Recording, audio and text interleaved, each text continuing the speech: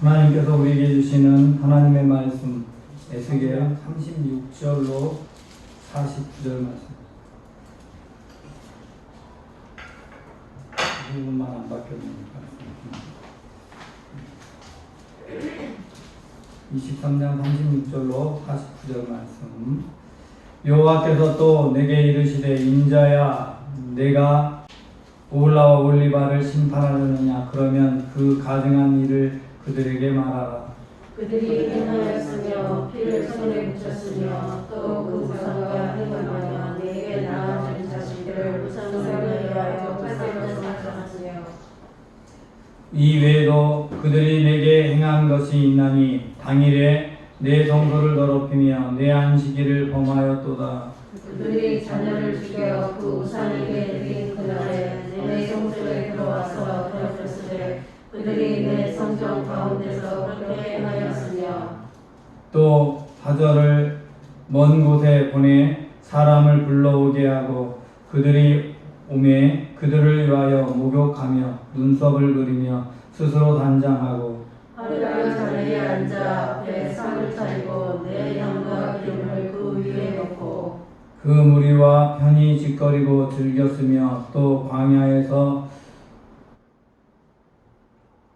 잡류와 술 취한 사람을 청하며 오매 그들이 팔찌를 그 손목에 띄우고 아름다운 관을 그 머리에 씌웠도다. 내가 음료로 체한 여인을 가리켜 말하노라. 그가 그래도 그들과 피차 행함하더라. 그들이 그에게 나오기를 기생이 나옴같이 음란한 여인 오홀라와 오홀리바에게 나왔은즉 우연히 간통한 여자들을 재판한 같이 재판하며 피를 흘린 여인을 재판한 같이 재판하니 그들은 간통한 여자들이요 또 피가 그 손에 묻었습니다.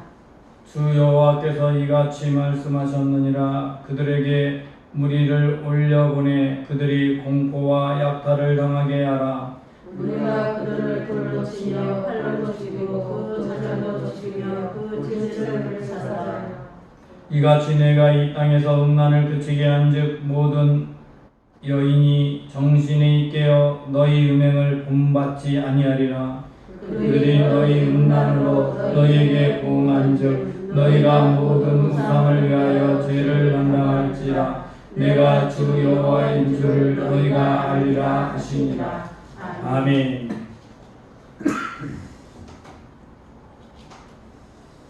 지금까지 우리는 이 에스겔 말씀을 통해서 이 예루살렘이 멸망하게 된 유다의 멸망 예고에 대한 말씀을 계속해서 봤습니다. 오늘이 그 말씀으로는 마지막 부분에 해당합니다. 예루살렘의 멸망에 대한 구체적인 내용으로는 중에서 그냥 말씀 죄에 대해서 죄상을 드러내는 것으로는 마지막 부분에 해당하고 물론 그 후에도 계속해서 반복돼서 나오겠지만 이 처음 환상으로 시작해서부터 나오는 부분이 일단락되는 부분이 오늘 본문 말씀이라고 할 수 있습니다.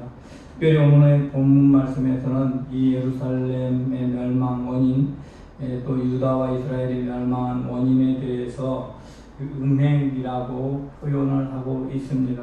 여기서 표현하고 있는 음행은 육체적인 음행을 비유해서 영적 음행을 심판하고 있는 것입니다.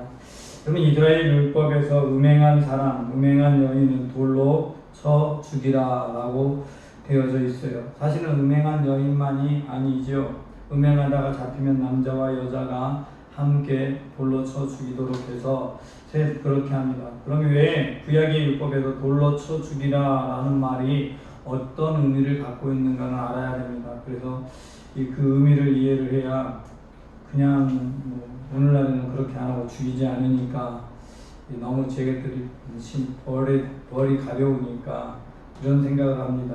그런데 예수님께서도 가늠한 여인을 돌로 치지 못하게 했거든요. 죄 있는 자로 치라라고 하신. 그러면 그 의미가 무엇인가를 알아야 되는데 음행한 사람을 돌로 쳐 죽이게 하는 것, 또 다른 우상 숭배자나 다른 악한 일을 했던 사람, 안식일을 범했던 사람들 돌로 쳐 죽이게 했던 구약의 모든 율법의 말씀은 본이 되게 하는 겁니다. 오늘 본문 읽은 마지막 부분에 보면 이같이 48절입니다. 이같이 내가 이 땅에서 음란을 그치게 한즉 모든 여인이 정신이 깨어 너희 음행을 본받지 아니하리라 라고 말씀하고 있습니다.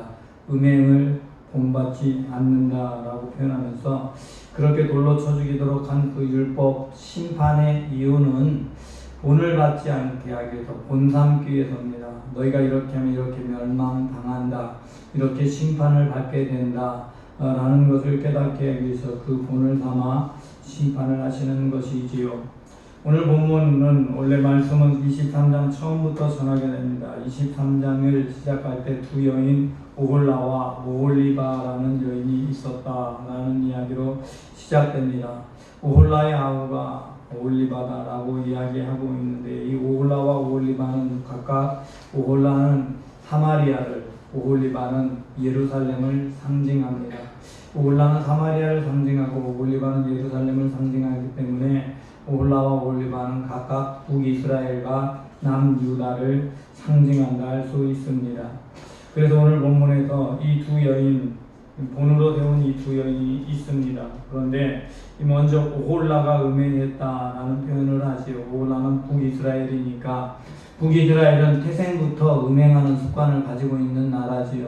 왜냐하면 나라가 만들어지자마자 그들이 제일 먼저 시작한 것은 그들이 시작한 것은 이 단과 베델에 송아지 우상을 만들었죠. 송아지 우상을 만들어서 이것이 하나님이다 라고 했습니다.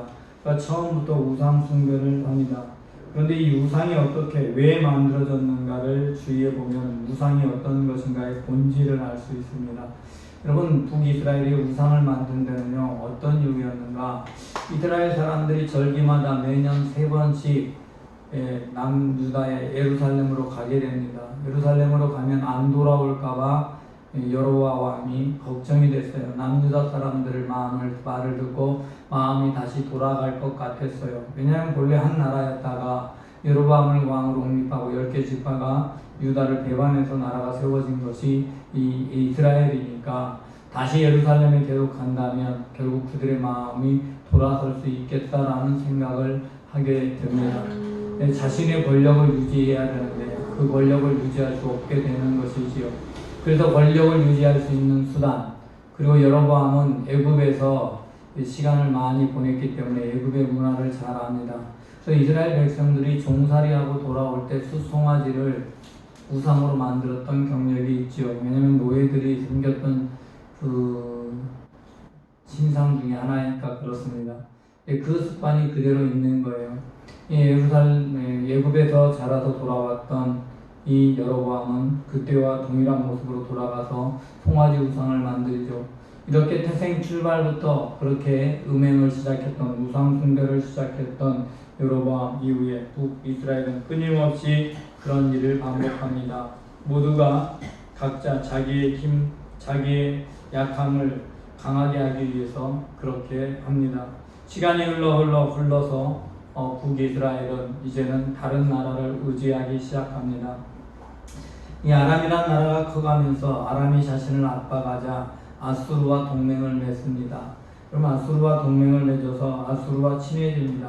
아수르는 처음에 아람을 경계해줬기 때문에 아수르와 가까워 있게 지내는 것은 너무나 좋았습니다. 아수르로 인해서 아람이 감히 쳐들어오지 못했고 쳐들어오다가도 돌아갔으니까요. 이렇게 아수르를 가까이 했던 모습, 그런 모습에 대해서 이 성경은 오홀라의 음행이라고 표현하고 있습니다. 본문에 앞에 우리가 읽지 않은 부분이가 5절에서 8절을 보면은 그런 모습이 나옵니다. 6절 말씀, 5절과 6절 말씀을 제가 읽겠습니다. 오홀라가 내가 습하였을 때에 행음하여 그가 연애하는 자 곧 그 이웃 아수르 사람을 사모하였나니 그들은 다 자색 옷을 입은 고관과 감독이요 준수한 청년이요 말타는 자들이라 라고 말합니다.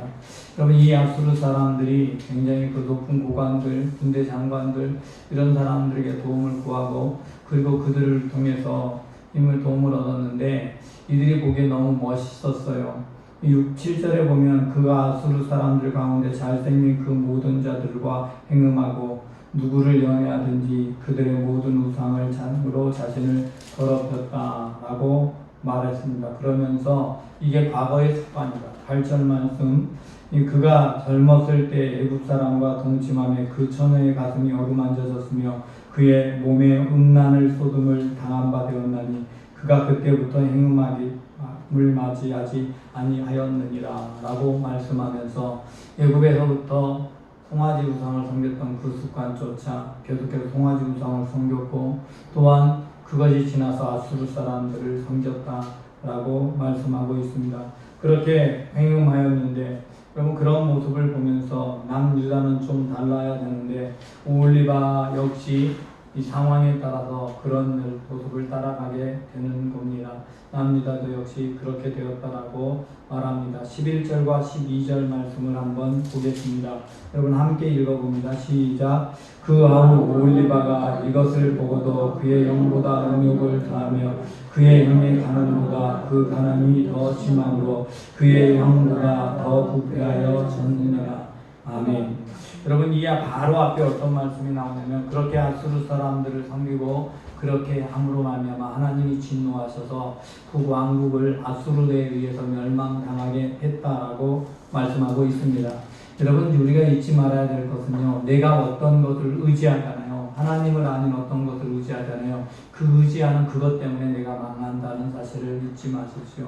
여러분 자녀를요 하나님보다 더 사랑하잖아요. 결국 자녀에게 배신당합니다. 자녀가 하나님만 떠나는 게 아니라 결국 놔둬버립니다. 자녀가 원하는 대로 다 해주느라 하나님을 떠나버리면 자녀는 하나님을 떠나고 하나님을 떠난 자녀를 나를 떠납니다.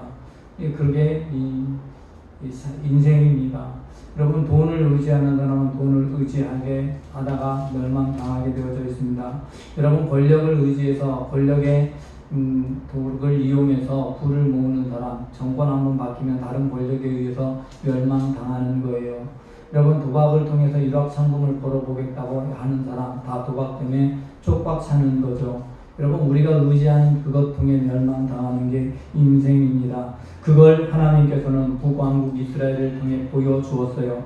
여러분 그러면 남유다는 달라져야 하는데 남유다는요 달라져야 되는데 그렇지 않았습니다. 여러분 아람에게 속국이 되어져서 북왕국이 고통을 받고 있을 때 아람 왕과 북이스라엘이 연합을 해서 남유다를 쳐들어옵니다. 아하스 왕 때지요. 아하스는 그때 그 문제를 어떻게 해결하느냐, 아수르에게 도움을 청해서 아수르의 힘을 부여 빌럿 위기를 극복합니다. 여러분 그렇게 하고 나서 아수르의 북왕국 멸망당하고요.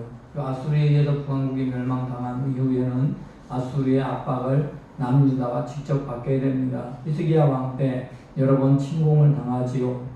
여러분 그때마다 하나님이 도와주셨습니다. 왜냐하면 히스기야 왕은 좀 달랐으니까, 아하스 왕과 달랐으니까.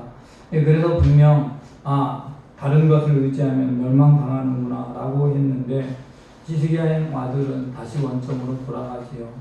여러분 그게 멸망당하는 사람들의 모습입니다. 당연히 예루살렘이 깨달았어야 되는데 그들은 더해서 라고 말합니다. 더하여라고. 왜 더하여라고 하면 므낫세가 아수르의 포로로 잠깐 끌려갑니다. 그리고 니느웨에 끌려간 이후에 니느웨에 가보니까 제단이 너무 멋있어요.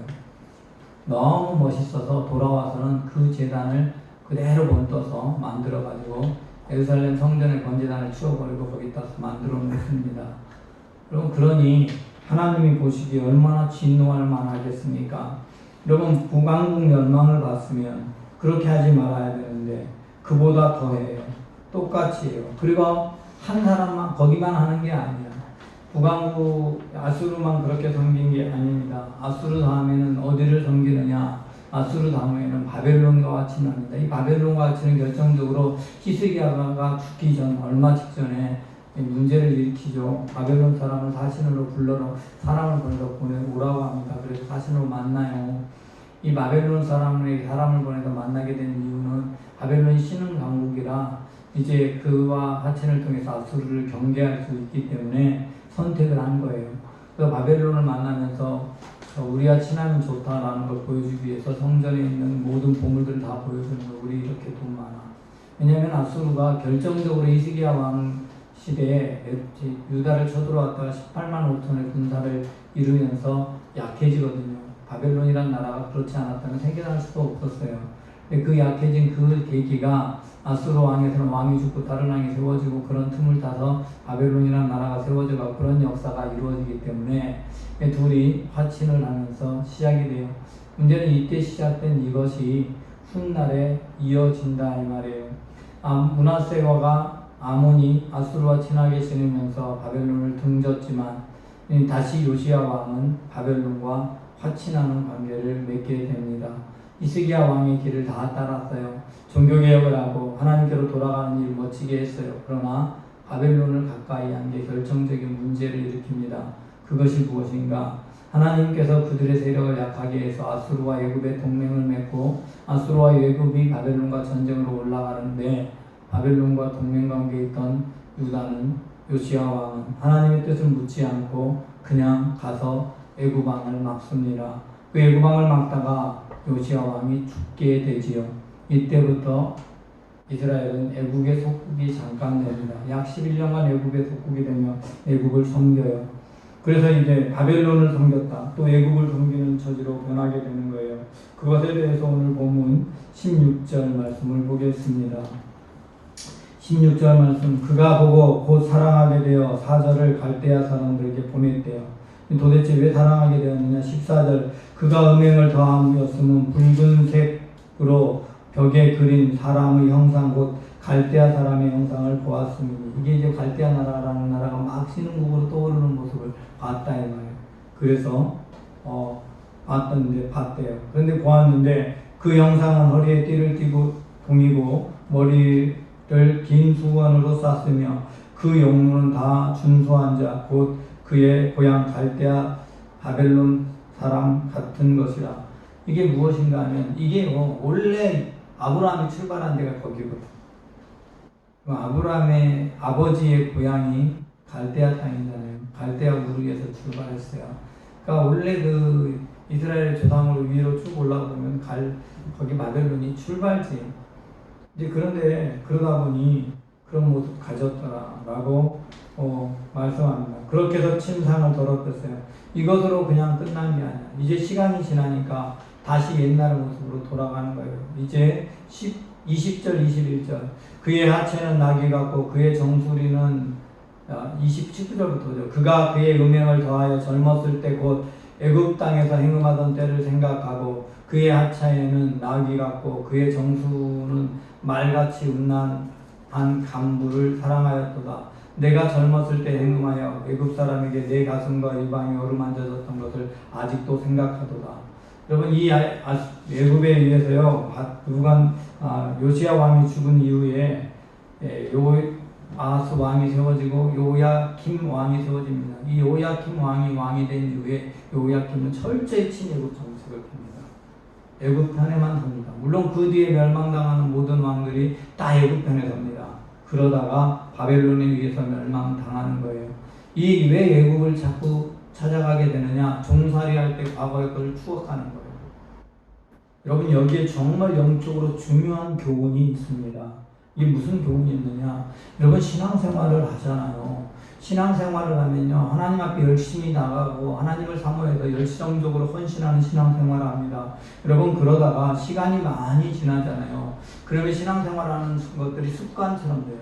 여러분 습관처럼 되고 나면은 어떤 게 있냐면요 자기가 막 지내오다가 다른 사람들하고 이제 조금 연락도 해보고 하다 보니까 나만 별천지 산 것 같아. 나는 교회 안에 산 것 같아. 세상 사람들은 너무 달라지고 다른 길을 살아가고 있는데 가만 보면 나는 교회에 있는 사람만 만나고 다른 것도 안 하고 있고 그러니 나는 조금 이렇게 답답한 사람, 갇혀있는 사람 같이 여겨지는데 가만히 돌아보니까 옛날에 사람들 친구들 만나면 옛날 밖에서 만났던 친구들은 참 그래도 정이 많았던 것 같은데 왠지 교회 안에는 정이 없는 것 같아.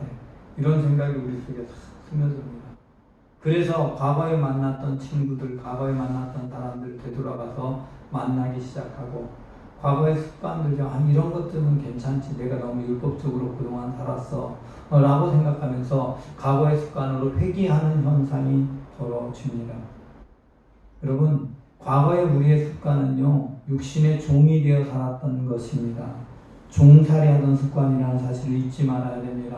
북이스라엘과 남유다가 과거의 습관으로 돌아갔던 모습, 과거의 것을 사랑했던 모습은 애굽의 종살이하던 모습이고 멸망의 길이고 그것은 종으로 속박되어서 구원자의 기쁨을 잃어버리는 길이에요. 그런데 그 길을 그냥 가는 거예요. 남유다까지, 북이스라엘뿐만 아니라 남유다까지 결국 그 길을 가다가 바벨론에 의해서 멸망당하는 하나님의 심판이 임하게 되는 그 길을 가는 것입니다. 오늘 우리가 읽은 본문은 그 심판에 대한 이야기를 하고 있는 본문이지요. 전체 말씀을 전하지만 저희가 그 본문만을 읽은 것은 심판을 알면 우리가 갈 길도 아니까요. 오늘 본문 36절 말씀은 이렇게 시작합니다. 여호와께서 또 내게 이르시되 내가 오홀라와 오홀리바를 심판하느냐. 그러면 그 가증한 일을 그들에게 말하라. 그들이 행음하였으며 피를 손에 묻혔으며 또 그 우상과 행음하여 내게 낳아준 자식들을 우상을 위하여 화제로 살랐으며 라고 말씀합니다. 여러분, 우상의 제물로 바치기 위해서 자녀를 불사하는 일, 므낫세 왕이 한 일이 납니다. 북왕국에서도 있었고요. 그러니 그러기까지 우상의 자녀를 드릴 만큼 행음을 했다라고 표현하고 있어요. 영적으로 음행을 해서 하나님보다 다른 권력이 강한, 힘이 강한 나라를 사모했고, 또한 실제로 우상을 들여다가 우상을 만들어서 그것을 섬기기도 했고, 백성들의 생명을 아끼지 않고 고통받는 것을 다 무시했고, 이렇게 했다 이 말이에요. 그렇게 할 뿐만 아니라 안식일에 더 안식일을 더럽혔다. 38절에 보면 이 외에도 그들이 내게 행하는 것이 있나니 당일에 내 성소를 더럽히며 내 안식을 이를 범하였도다. 여러분, 이게 중요한데 성전을 더럽힌 것도 있고 안식을 범했다라는 말은 마땅히 자기가 쉬어야 되는데 물질의 욕망 때문에 쉬지 않는 거야. 자기만 안 쉬는 게 아니라 또한 자기 수하에 있는 사람들이나 자기 밑에서 일하는 사람들이 쉬지 않게 만드는 거예요. 이스라엘 백성들을 쉬지 않게 만들고 자기 동족을 종살이를 만들기도 하고, 그러한 모습들을 말하면서 하나님께서 진노하시고 심판하고 있는 것입니다. 그러면서 정작 자기 안에 긁는 것이나 그 돌아보지 않고 하나님을 다 바라보고 하나님께 가까이 나가고 하나님과 더 깊은 영적 관계를 맺으려고 하지는 않으면서 자기 몸을 단장하는 거예요. 세상 사람들이 보기 좋아하는 모습으로. 여러분, 우리가 어떻게 하나님 앞에 잘 보여야 할 것인가? 그리스도인들은요, 내 삶의 모양을 단장하는 거예요. 내 삶의 모양이 얼마나 하나님을 기쁘시게 하는 것일까를 단장하는 게 우선이 되어야 되는데, 그것보다는 외적인 모양을 단장하고 다른 사람들이 좋아하는 모양을 더 사모해서 단장하는 거예요. 사람들 앞에 멋지게 보이기를 원하는 거예요. 여러분, 사람들한테 멋지게 보이는 연예인들이 하듯이 외모 또는 노래, 몸짓 여러 가지들 잘하는 것으로 멋지게 보이기를 원하고, 일을 능력 있게 잘하는 것으로 멋지게 보이기를 원해요. 여러분, 일을 능력 있게 잘해야 되는 것은 하나님의 일을 잘하기 위해서, 하나님의 역사를 이루기 위해서 하나님 맡겨진 일을 잘해야 하는 거예요. 여러분, 그런데 세상 사람들에게 인정받는데 골몰합니다. 여러분, 그렇게 하는 모습을 가리켜서 오늘 본문은 말씀합니다. 40절, 또 사절을 먼 곳에 보내 사람을 불러오게 하고 그들이 오매 그들을 위하여 목욕하며 눈썹을 그리며 스스로 단장하며 또 화려한 자리에 앉아 그 앞에 상을 차리고 매향과 기름을 그 위에 놓고 무리와 편히 짓거리고 즐겼으며 그 광야에서 잡류와 술 취한 사람을 정하여 오매 그들이 팔찌를 그 손목에 끼고 아름다운 간을 그 머리에 씌웠더라. 보기에 화려해서 막 칭찬도 해주고 잘한다고 하고 막 팔찌도 껴주고 좋다고 해요. 꾸며주고 하니까, 화려하게 하니까 세상 사람들이 보기 좋은 일을 하면요, 세상 사람들이 멋지다고 얘기하는 거예요. 교회 다니는 사람도 다른 사람들 답답했는데 넌 다른 것 같아. 야, 넌 멋지다. 야, 괜찮아. 이런 말 듣는 거 좋아해서 그 사람들이 원하는 대로 그냥 살아버리는 거예요. 그렇게 행동을 하는 거예요. 그리고 그렇게 인정받는 게 나도 좋은 거야. 그런 길을 가는 것, 그것을 행음했다 하고 오늘 본문은 말씀하고 있습니다.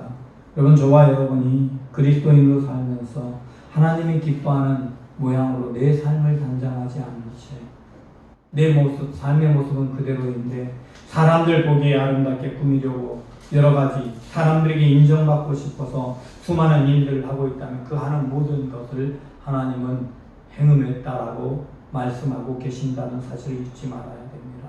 믿음의 사람은요, 사람들 보기에 좋은 일 하는 것 아닙니다. 하나님 보기에 아름다운 모습으로 내 행실을 단장하는 게 믿음의 사람들이 살아야 할 길입니다. 여러분, 그렇지 않고 내가 세상 앞에 세상을 사랑해서 세상 앞에 단장하고 세상을 사모해서 가는 길이라면 그것 때문에 받는 고난, 그 죄는 담당해야 합니다. 오늘 본문 말씀은 그렇게 말씀하고 있습니다. 우리가 한 모든 죄에 대해서 하나님이 책망합니다. 오늘 본문 말씀 읽어보겠습니다. 47절부터 밑에를 쭉 읽어봅니다. 시작. 우리가 그들을 돌려치며 칼로 죽이고 전정으로 죽이며 그 집들을 불살이라. 이같이 그가 이 땅에서 렘넌에게 하는 죄는 모든 여인이 정신이 되어 너희를 등한지 아니하리라. 그들이 너희를 만들어 너희에게 보호한즉 너희가 모든 사람을 위하여 너희를 만나가리라.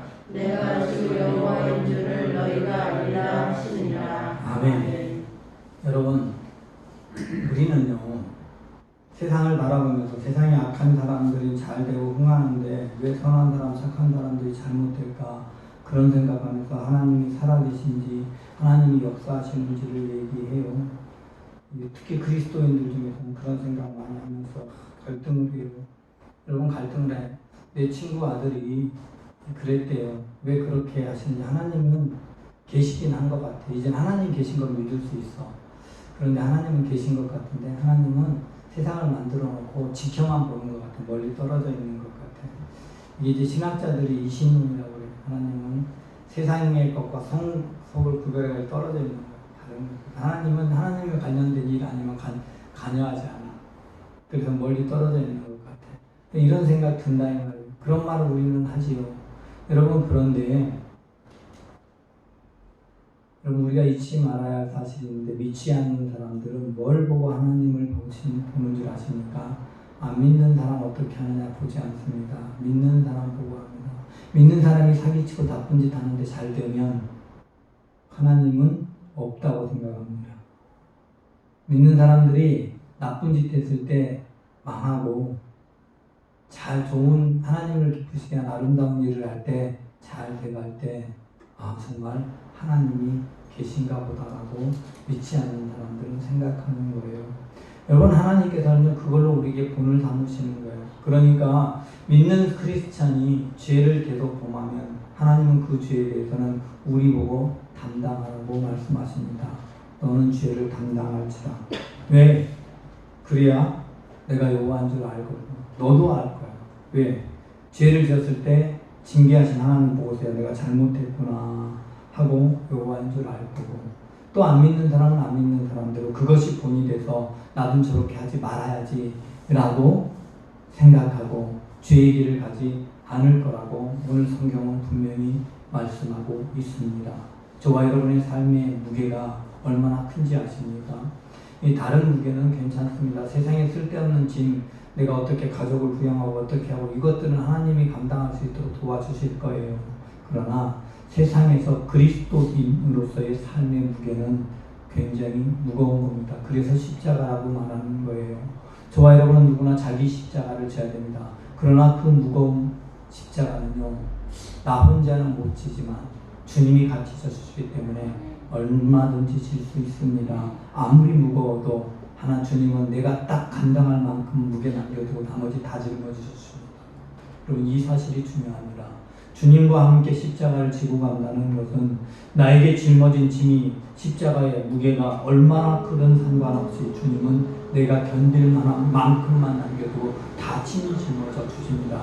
주님은 감당할 만한 시험밖에는 허락하신 일이 없다고 성경은 분명히 말씀하고 계십니다.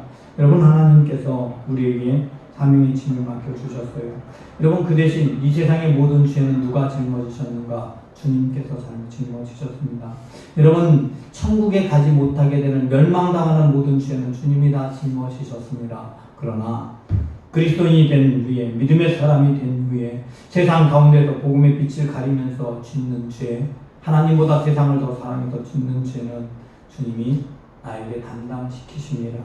그렇게 하심으로 우리를 통해 본을 보이시고 우리가 올바른 길로 가게 하십니다.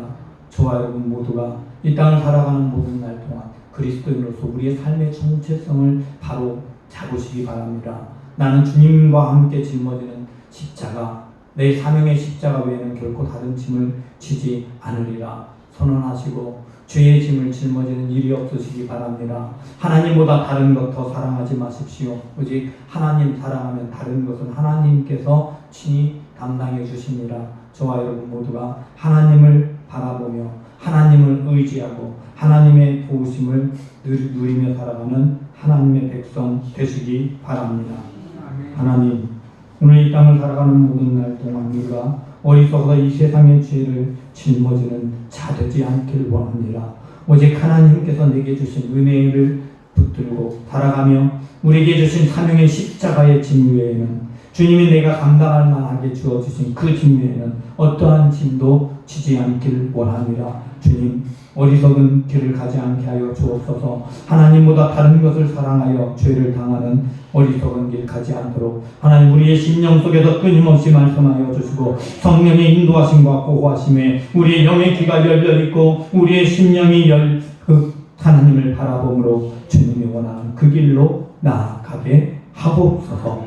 주께서 우리와 함께하여 주심을 믿사오고 우리 주 예수 그리스도 이름으로 기도드리옵나이다.